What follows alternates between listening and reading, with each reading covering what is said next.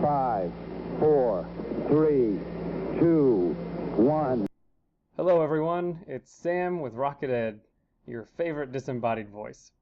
In this video, we'll be showing you how to assemble your rockets. As you can see, we've already got our rocket box in front of us.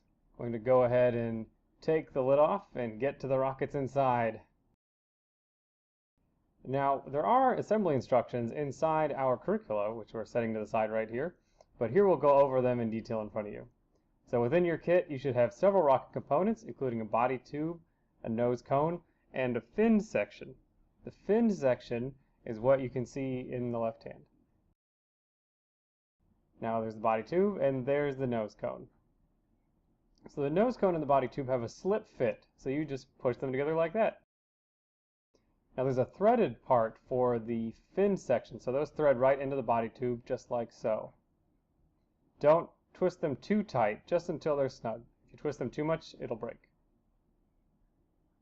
Now for the recovery system, we need to attach the nose and the body tube, as if they're not attached when the explosive charge happens at the apogee of the rocket's flight, then you won't get both of them back and it'll be sad. So we need to attach them somehow. So that's what the elastic is for. In the kit there should be a set of elastics, so we're going to need about a foot of that. You can slide off the cover, get a pair of scissors,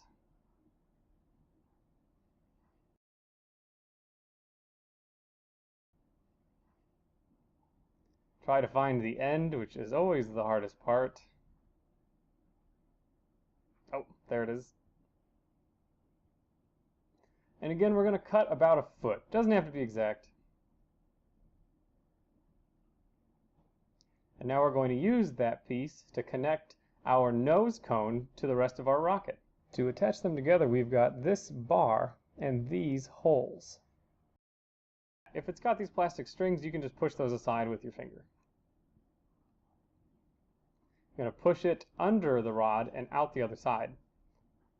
This can be a little tricky, but if you just keep pushing at it, you'll get there. So now there's enough that we can try to grab it with our finger. There we go. And now with just a single loop, that's attached. You don't need to go crazy and tie anything fancy. Just a single loop that you snug down is sufficient.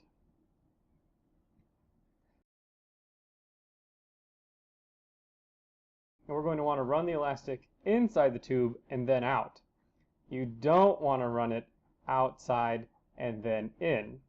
If you do that, then it's going to be a much tighter fit with that nose cone against the body, and it may be so tight that it may not be able to come off. So your streamer won't ever deploy, so your rocket's going to come back faster than it should. So again, we're going to put it inside and then try to push it out through one of the holes.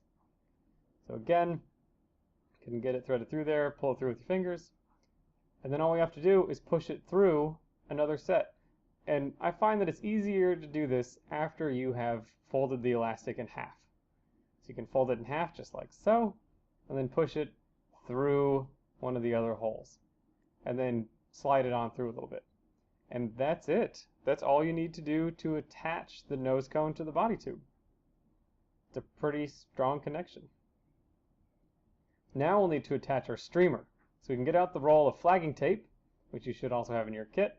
Tear off that taped section, and now you're going to tear off again about a foot of this. Better to lean on the long side than the short side. You can just tear it right apart, no need for scissors. Then we're going to tie one end of it near the nose cone. Now this is important. You don't want to tie the middle of it around the middle of the elastic. You want to tie the end of it near the nose cone. And again, just a simple loop should be sufficient. And there we go. We're done attaching it. So now we've got our completed rocket, with the exception of the motor. So we need to stow the recovery system inside the rocket body. To do that, we'll take that flagging tape and we'll fold it accordion style all the way back down to the base.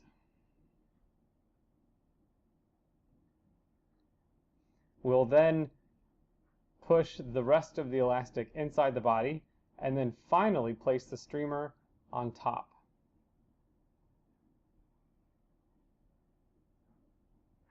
and then we'll slide the nose cone over it. And there you go. As you may have noticed, in this video we're not showing you how to put in the wadding. If you plan on using wadding, place a couple sheets in the body tube before you put in the elastic and streamer. Good news, if you forget, you can unscrew the body tube and put it in from the other side as well. To check that you've packed it right and not too tightly, you can just give the nose cone a quick tug, and if everything comes out, then you are good to go. So see, just like that, our streamer unfurled, everything came out with just a little tug, so that was just about perfect. So we're going to go ahead and repack it just the way that we had it. If it does not come out right away, then it's been packed too tightly and you'll need to repack it, thinking about how to make sure it's not that tight. Because if it's too tight, then it won't come out at all near the apogee of the rocket's flight. And again, the rocket's just going to turn around and come straight back down. So finally, we have the motor. The motor goes in the back of the rocket. With your kit, you're going to have a set of A83 motors. They look like this. They're in a cardboard casing with one end having a clay cap and the other end having a clay nozzle. If you get this far with your students and have run out of time to fly that same day, we recommend that you stop here and do not assemble the motors. Just to play it safe, we recommend that you actually install the igniters and motors in the rockets on the day you fly them, and not before. Along with them, you'll have igniter plugs, which may be different colors but are generally going to look like this. And you're going to have igniters.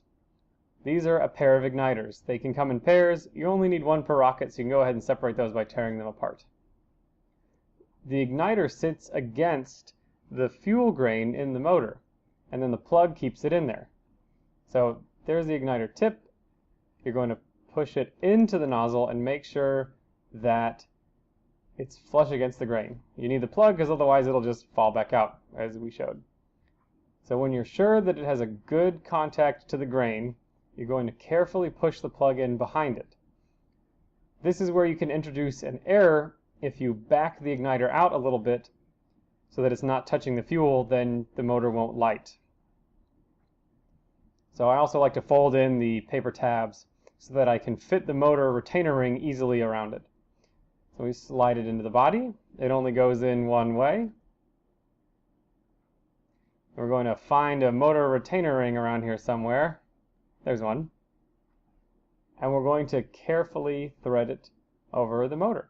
There may be some plastic strings and you can get those out of the way with your finger.